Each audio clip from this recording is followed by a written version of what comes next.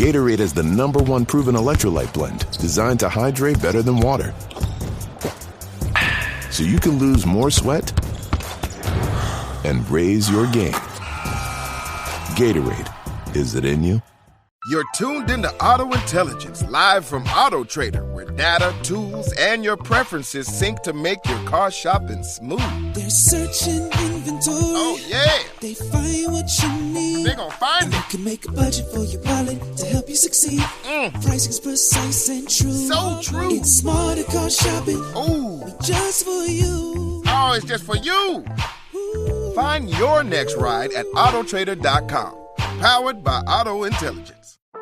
Make your next move with American Express Business Platinum.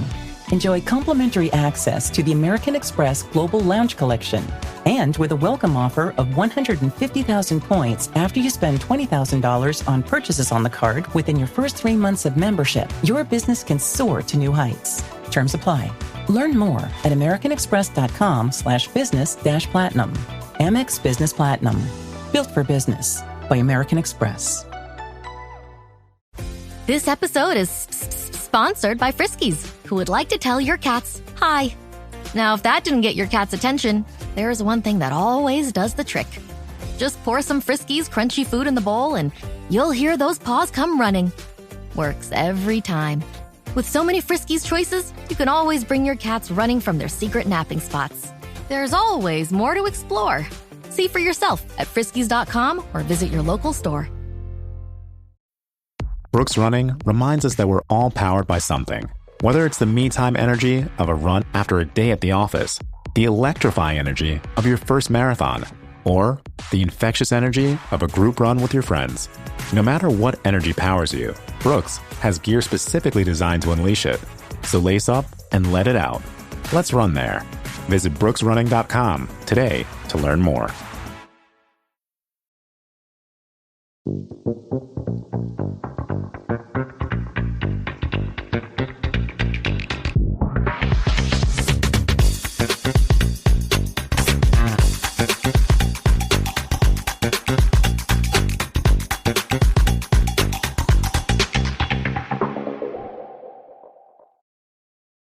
We may live over 5,000 miles from Lincoln Financial Field, but what we lack in proximity, we are not making up in film study because that preseason game was terrible.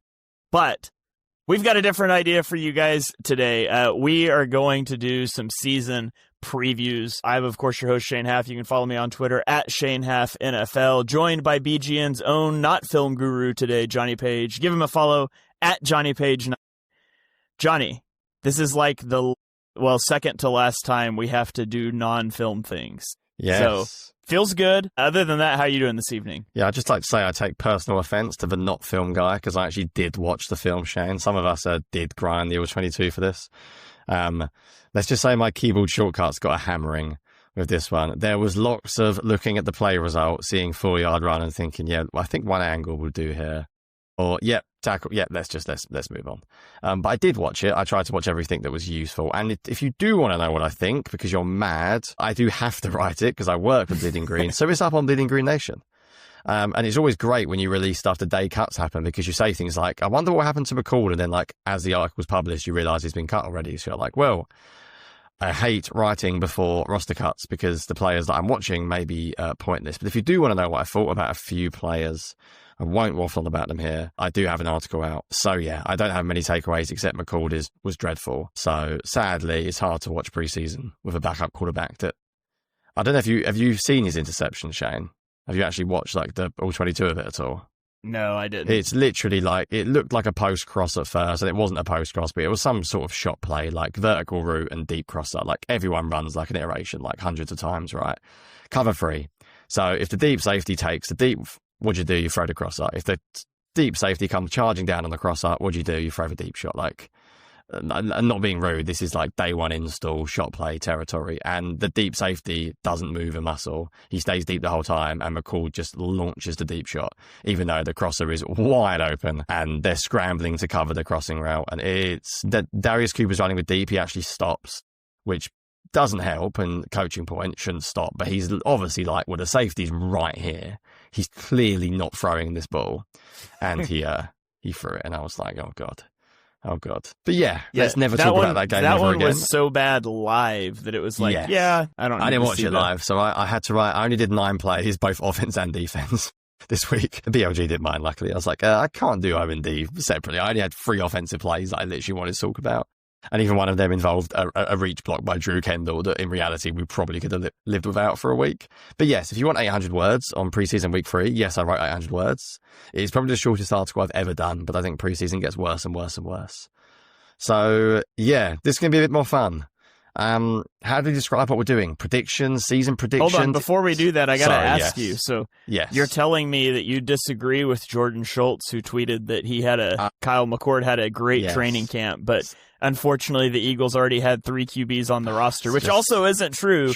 They literally traded a draft pick to get a better QB3, but I posted that on Twitter and I said, I'll take tweets written by agents for 200, please. But I always think that's funny. It's so tough, isn't it? Poor Kyle McCord. He just had such a strong level of competition for that QB3 and DTR and Sam Howell, who wasn't on the roster.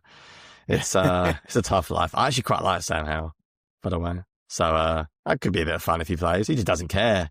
He just throws everything. I don't know how he fits, but who cares? Like it'll be fun if he comes in because he runs around a bit and chucks a few deep balls and we'll get picked twice and probably throw like 2 amazing balls that make you think he's actually really good. Good fun. He'll be much more interesting to watch if he has to play than Kyle McCord, let's be honest. Preseason could have done with Sam Howell. That's a take. We should have made this trade a month ago. Preseason would have been saved by Sam Howell. But anyway, let's get into today, Shane. I think it's going to be a good one.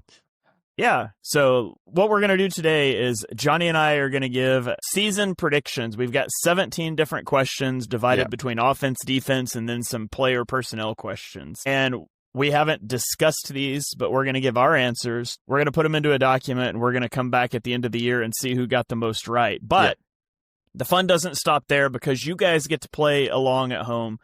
So I have a Google form set up with these 17 questions that we're going to post in Patreon and in our Patreon Discord, and you can go fill them out.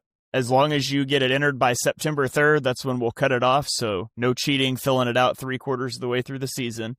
We'll revisit this when Johnny and I do at the end of the regular season, and we'll see which of our Patreon members did the best, and we'll give away some Eagles Pinpool Network merchandise. So the Patreon members also know we're on the cusp of launching a web store that's got some hats and T-shirts and hoodies and things with the Pinpool Network logo on it.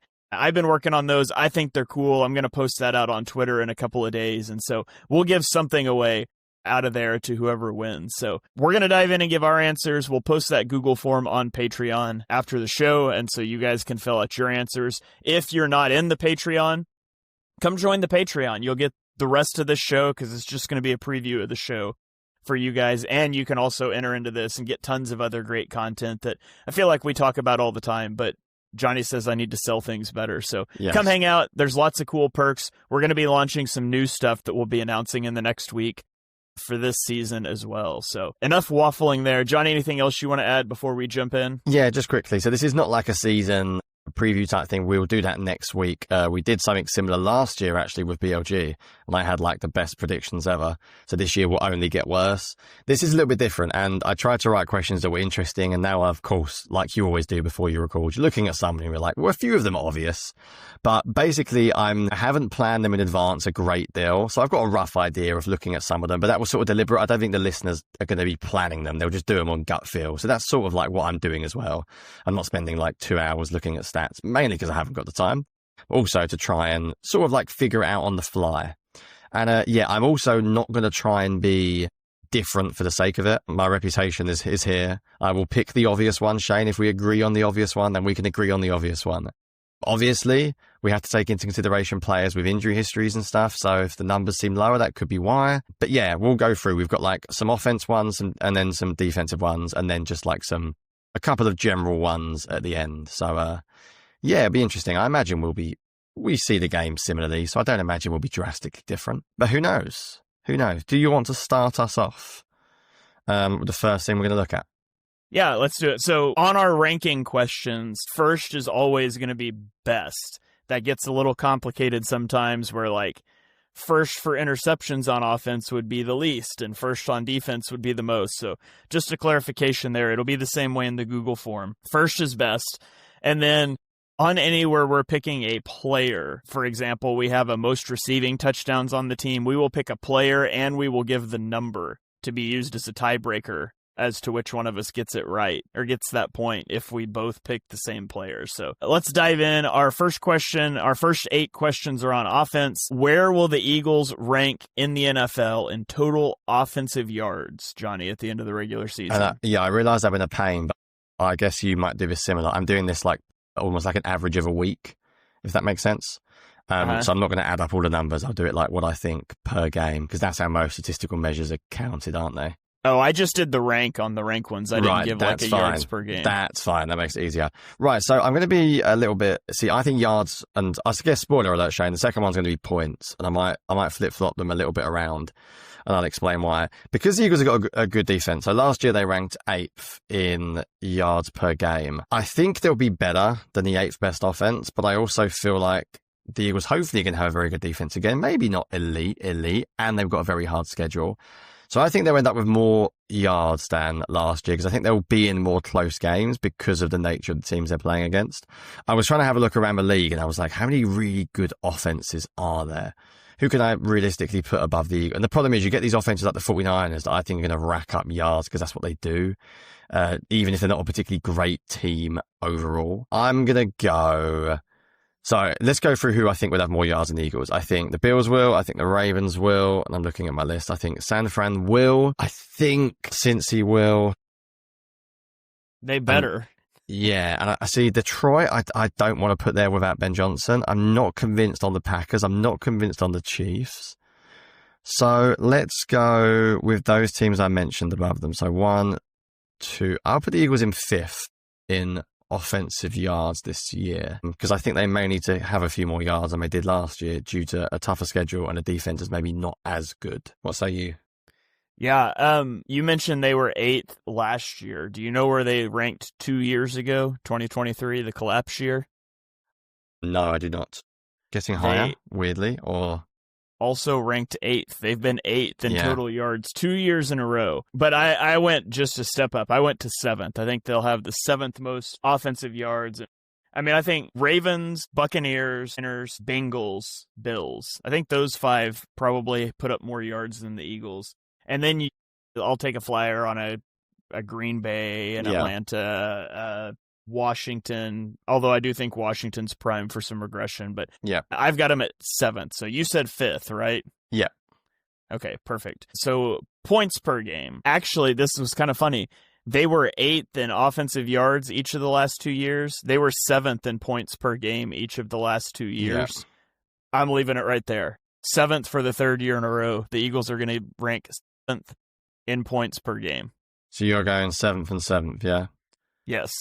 So, because I think I said I was going to be slightly lower. I think they maybe won't need to score as many points because their defense isn't going to bomb out, whereas maybe someone like Washington or has a really poor defense. So I'll go a couple lower. I'm going to join you on 7, and I'm going to assume that maybe someone like Washington who doesn't get as many yards but has a shootout at the end of the game or something and needs to score a few more points.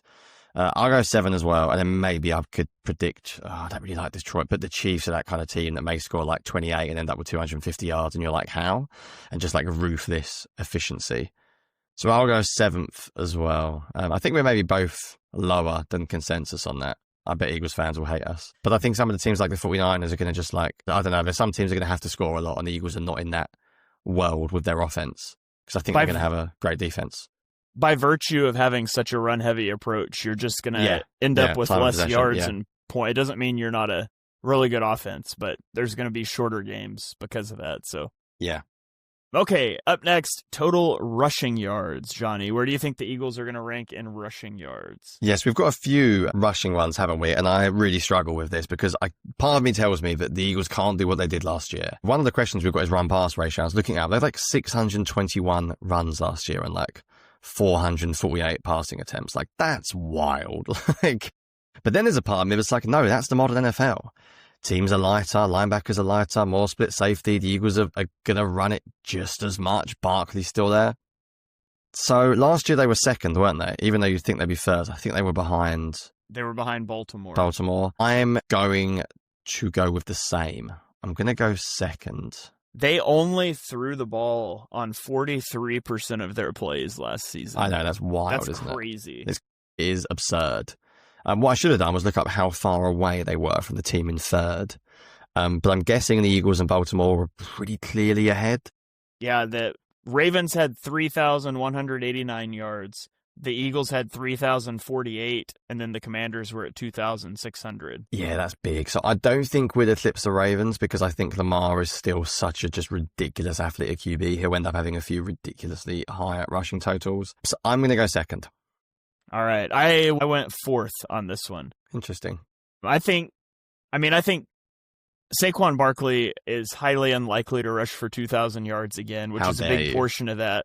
And so, if he misses a few games, how is the running game going to be impacted? And also, I just think teams are going to take, and I know it didn't work out for the Chiefs, but I think there's some schematic reasons for that. And Eric kind of got into that on his last couple of episodes of Eagles Edge. But I think teams are going to take the Chiefs approach in the Super Bowl of make Hurts beat you through the air this year. And I mean, if I'm game planning against the Eagles, that's what I'm going to do. I'm going to make you. It's the old coaching adage that Steve Marie's over here. It's the old coaching adage that when you throw the ball, three things can happen, and two of them are bad. It just puts some more variability. You guys know where I ranked Hurts as a quarterback. I've got him fifth. But if I'm trying to figure out how to game plan and approach this team, I do want to make him throw the ball and beat me. I don't want to let Saquon Barkley run for 6 yards a carry and do it. Yeah. So I think teams will load up against the Eagles a little bit more this year. I think they're going to have to air it out a little more. And so because of that, I think their rushing yards will drop a little bit. So I'll go fourth. Yeah, cut it up. Patreon. Shane hates A.J. Brown. That's all I took from that whole rant. It's not hard. All you have to do to stop the Eagles is play +2 in the box while also double teaming A.J. Brown. Exactly. Get pressure with 4 on a consistent basis and stop the run. Yeah. 3, actually. Yeah, actually, drop 8. Yeah, drop 8. And then get pressure with 3. Yeah. It's really easy. Just make Jalen Hurts throw over the middle and he'll throw many interceptions and it's a very simple life we live. So you've gone fourth, I've gone second. Right, moving on. I should have discussed this with you before because I think there's a cheating answer. So we put second leading rusher on the team. Now, maybe it's not a cheating answer. So the answer is Jalen Hurts. Yep. And that's what I put. Are we accepting that? Yeah, we are going to accept that Hurts counts as I mean, we have to, don't we? I think maybe we should have probably put second running back rusher. So even though we're going to put Jalen Hurts in the dock, and for those of you voting at home, you can put Jalen Hurts if you think Will Shipley's going to go for 600 and Hurts will go for I don't know, 500, 400. By the way, last year, Gainwell had 290 and Hurts had 630. So when I made this question, I was thinking of running back. So let's go with, if you had to bet now on second highest rusher, we're not going to actually write this in the doc, but who would you go? Would you go Shipley at this point, or would you go Dillon if he makes the roster, which there's some rumblings about him not? I would go Shipley. Yeah, it's who the Eagles seem to like better. I would as well. Do you think it'd have more or less than Gainwell? What was Gainwell? Gainwell was at 75 carries for 290 yards. I'll say more. Yeah, Gainwell's numbers, I like Gainwell, but if you look at the average, 3.9 yards per carry last year. Yeah. The worst thing was his longest was 20, and I feel like it's not hard to get more than 20 running behind the Eagles if you get 75 opportunities. But anyway, yeah, I agree. I'm going Hurts second as well. I'd be very surprised if Shipley overtakes him. This one's a good one. Sorry, hold on. Since we both picked Hurts, we need a tiebreaker. So how many yards will Hurts rush for? We do. Right. Last year he was at 630 on 150 carries. I think the Eagles want to save him more for the playoffs, but I don't think they can because their schedule was really hard. Played most of his games last year, average of 4.2 games, maybe closer. I'm going to go 700. Okay, I have 589. Yeah, I'm going higher based on the fact that I think they're not going to be able to save him as much for the playoffs. But you've probably got a better chance of winning that if I was playing the game sensibly because rushing quarterback missing a couple of games. But let's go high. I don't know how the hell I think he's going to get set. Has he ever had 700 before in his career? Who knows? I'm sure he has once, maybe. But let's take 700. Right, next one's interesting. In fact, this may help me get to 700. Pass to run ratio. You said what it was earlier on. What did you say it was earlier? 43%.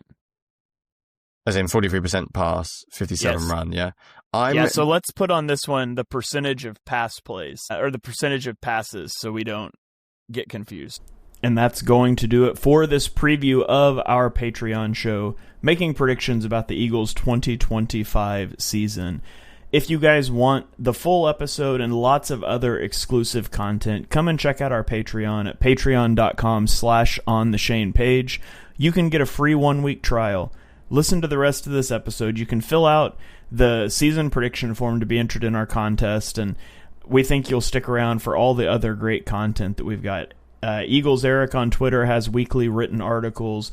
We've got all 22 pass game reviews and some other cool perks that we haven't quite unveiled yet, but we'll be rolling out in the next week. So come and hang out with us in our Discord community. Be a part of it if you would like. If not, we'll be back next week with another show that is fully available here on the public feed. So thank you guys for listening. We'll catch you then. This episode is brought to you by Netflix. Becoming the most valuable sports franchise in the world doesn't happen without risk. A man who's willing to bet it all, and the players ready to make their own luck. America's Team, The Gambler and His Cowboys, is the story of the 1990s Dallas Cowboys and Jerry Jones's impact on NFL history. Featuring interviews with iconic 90s players and more. Watch America's Team, The Gambler and His Cowboys, streaming now only on Netflix. Mint is still $15 a month for premium wireless. And if you haven't made the switch yet, here are 15 reasons why you should. 1, it's $15 a month. 2, seriously, it's $15 a month. 3, no big contrast. 4, I use it. 5, my mom uses it. Are you playing me off? That's what's happening, right? Okay, give it a try at mintmobile.com/switch. Upfront payment of $45 for 3-month plan. $15 per month equivalent required. New customer offer first 3 months only. Then full price plan options available. Taxes and fees extra. See mintmobile.com. Hey, it's Paris. You know I love sparkly things, right? Like stars. Duh. And thanks to Hilton and AutoCamp, I just slept under them.